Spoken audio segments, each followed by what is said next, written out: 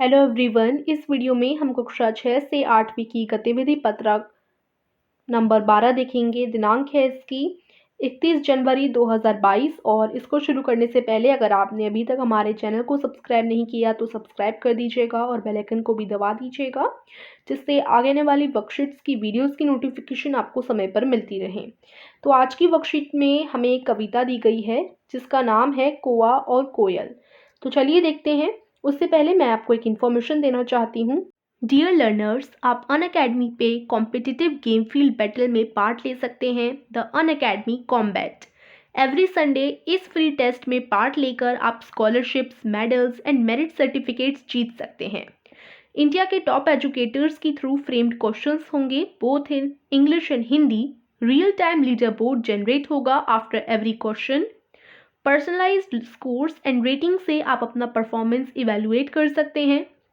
Detailed video solution मिलेगा हर question का, और सबसे इंपॉर्टेंट टॉप परफॉर्मर्स को मिलेगा merit certificate, medals and you can win scholarship worth ₹1 crore. साथ ही अनअकैडमी लाया है limited period offer. 12 months and above के प्लस सब्सक्रिप्शन लेने पर आपको मिलेगा 3 मंथ का एक्स्ट्रा सब्सक्रिप्शन बिल्कुल फ्री।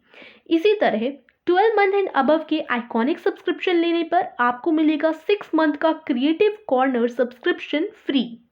डिस्क्रिप्शन में सभी लिंक दिए हुए हैं। मेरा कोड BLOWM10 यूज करें टू इनरोल फॉर फ्री। इतना ही नहीं, इस कोड से आप कोई भी सब्सक्रिप्शन बाई कर सकते हैं 10% ऑफ पर।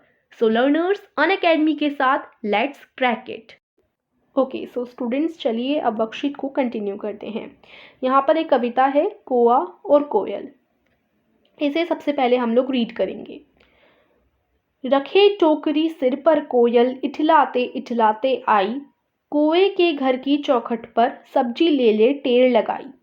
तो यहाँ इस कड़ी का क्या मतलब है कि टोकरी सिर पर रखकर कोयल जो है इठलाते इठलाते आई और कौए की घर की चौखट पर, ठीक है, कौए के घर के बाहर वो बोलने लगी सब्जी ले ले। सब्जी ऐसे बोलते हैं ना, तो ये सब्जी की टोकरी लेकर आई थी सब्जी बेचने कोयल, ठीक है। फिर वो कौए के घर के सामने बोलने लगी सब्जी ले ले, ऐसे टेढ़ लगाने लगी, बोलने लगी। कौवा बोला नहीं पता क्या कितनी ज्यादा है महंगाई, सब्जी लेने के लायक अब नहीं रहा है तेरा भाई। फिर कौवा जो है कोयल से बोलता है कि तुम्हें नहीं पता कि कितनी महंगाई बढ़ गई है, अब तो मैं सब्जी लेने लायक भी नहीं रहा। इस तरीके से वो जवाब देता है कोयल को। ऐसा कहकर कौवे जी ने आसमान में दौड़ लगाई, फिर नीचे आकर मुन्ना की रोटी झपटी छीनी खाई। फिर क्या किया, कौवा ऐसा कहकर कोयल से नीचे आ गया और बच्चों में से एक मुन्ना था, उसकी रोटी छीन ली। ठीक है, रोटी छीनने के बाद कौवा उड़ गया और छीनी हुई रोटी को ही खाने लगा। कौए की हरकत को दुनिया वालों ने समझा चतुराई, छीन छीन कर खाने में ही लोग समझने लगे भलाई। फिर कौए की ये जो हरकत थी दुनिया वालों ने समझा कि कितना चतुर है, ये चतुराई है, ठीक है। छीन छीन कर खाने में ही लोग समझने लगे भलाई। तो उन लोगों ने चतुराई समझा और ये क्या अपना लिया, मतलब छीन छीन कर खाने में ही लोग समझने लगे भलाई। फिर वो छीन कर ही सारे लोग खाने लगे, ठीक है। मतलब ऐसा होने लगा कि उन्हें छीना हुआ ही वो लोग खाने लगे। जैसे कोई ने खाया, छीन छीन कर खाने में ही लोग समझने लगे भलाई।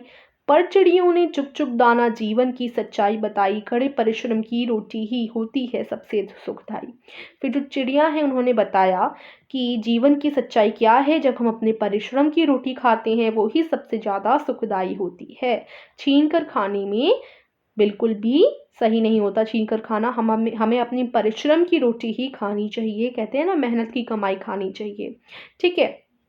छीन कर खाने में बिल्कुल भी चतुराई नहीं है और ना ही ये भलाई है, बिल्कुल बेकार बात है। हमें हमेशा अपने परिश्रम की रोटी ही खानी चाहिए, वो ही सबसे सुखदाई होता है। तो ऐसा किन्होंने कहा, चिड़ियों ने कहा, ठीक है। तो ये हमारी छोटी सी कविता थी। इससे हमें यही सीख मिलती है कि हमें अपना हमेशा मेहनत की कमाई ही खानी चाहिए, परिश्रम की रोटी ही होती है सबसे सुखदाई, छीन कर नहीं खाना चाहिए। इस कविता के आधार पर आपको कुछ चीज़ें बतानी हैं, जिनमें से पहला प्रश्न है, इस कविता में जिन शब्दों के अर्थ और उच्चारण में आपको कठिनाई हुई है उन शब्दों की सूची बनाएं तथा अपने शिक्षक या फिर शिक्षिका या परिवार के सदस्यों से उनके अर्थ और उच्चारण पूछकर उनका अभ्यास करें। तो जैसे जो जो शब्द आप बोलने में अटक रहे हैं, एक बार आप पूरी कविता रीड कीजिएगा और उसमें जहाँ पर भी आप अटके, जिस शब्द भी आप जो किसी भी शब्द का आपको अगर मीनिंग नहीं पता तो आप उसे अपने परिवार वालों या टीचर से पूछ सकते हैं, जैसे इठलाते, ठीक है, यानी नखरे दिखाकर चलना, या ठीक है, या फिर कोई और भी आपको शब्द है जैसे आपको बोलने में उच्चारण आपको सही नहीं आ रहा कि कैसे उसे बोला जाता है, तो मैंने आपको पोएम पूरी पढ़कर सुनाई है तो आपने उच्चारण भी सीख लिया। तो ये आप अपने पेरेंट्स या फिर टीचर्स के साथ इस क्वेश्चन को कर सकते हैं अगर आपको किसी भी वर्ड का मीनिंग नहीं समझ आया तो, ठीक है। यहाँ पर कुछ लिखना नहीं है फर्स्ट क्वेश्चन में आपको। फिर सेकंड है, आपको कोए या चिड़िया में से किसका जीने का तरीका पसंद आया और क्यों? तो कौए का जीने का तरीका क्या था? कौवा जो था वो छीना हुआ खाता था, किसी का छपटा छीना और खा गया। लेकिन चिड़िया कैसा खाती थी? चिड़िया चुप चुप दाना, यहाँ पर हमने पढ़ा ना, वो खुद का परिश्रम की रोटी ही खाती थी, परिश्रम का खाना खाती थी, खुद से कमाया हुआ। तो किसके जीने का तरीका आपको पसंद है? क्या हमें छीन कर खाना चाहिए? तो बिल्कुल गलत बात है, हमें चिड़िया के जीने का तरीका पसंद आया है ना। आपको भी चिड़िया के जीने का तरीका ही पसंद आया होगा। तो आप आंसर में लिख सकते हो, मुझे चिड़िया के जीने का तरीका पसंद आया क्योंकि हमें हमेशा अपनी मेहनत की कमाई खानी चाहिए, ठीक है। उसके बाद नेक्स्ट क्वेश्चन है, इस कविता को एक छोटी सी कहानी में बदलकर अपने शिक्षक एवं शिक्षिका या परिवार के सदस्यों को सुनाएं। तो अब इस पोयम को हमें कहानी में बदलना है। तो पोयम में क्या क्या हुआ ये तो आप सभी को पता ही है, तो इसी के तौर पर आप क्या करेंगे, इसी पोयम को कहानी में कन्वर्ट कर लेंगे, ठीक है। तो लिखते हैं, देखिए यहाँ पर ये छोटी सी कहानी है जो मैंने ये जो पोयम हमने पढ़ी उसी को मैंने कहानी में यहाँ पर लिखा है। देखिए, एक कोयल सब्जी बेचने निकली और बोलने लगी, सब्जी ले लो सब्जी। जब कोयल कौवे के घर की चौखट पर सब्जी देने आई तो कौवे ने बोला, कितनी महंगाई है बहन, अब तो तेरा भाई सब्जी लेने लायक भी नहीं रहा। ऐसा कहकर कौवा वहां से चला गया और नीचे खड़े मुन्ना से रोटी छीनकर भाग गया। सारे बच्चे कहने लगे, कितना चतुर कौवा है। धीरे धीरे सारे लोग छीनकर खाने में ही भलाई समझने लगे, परंतु चिड़ियों ने सभी को जीवन की सच्चाई बताई और कहा, कड़े परिश्रम की रोटी ही सबसे सुखदाई होती है। तो ये मैंने यहाँ पर कहानी में बदल दी है वो छोटी सी कविता, और ये छोटी सी कहानी आपकी हो जाएगी, ठीक है। आप चाहें तो अपनी तरफ से भी अलग से कहानी लिख सकते हैं, थोड़ा इसमें चेंज कर सकते हैं, ठीक है। तो ये हमारी आज की वर्कशीट थी।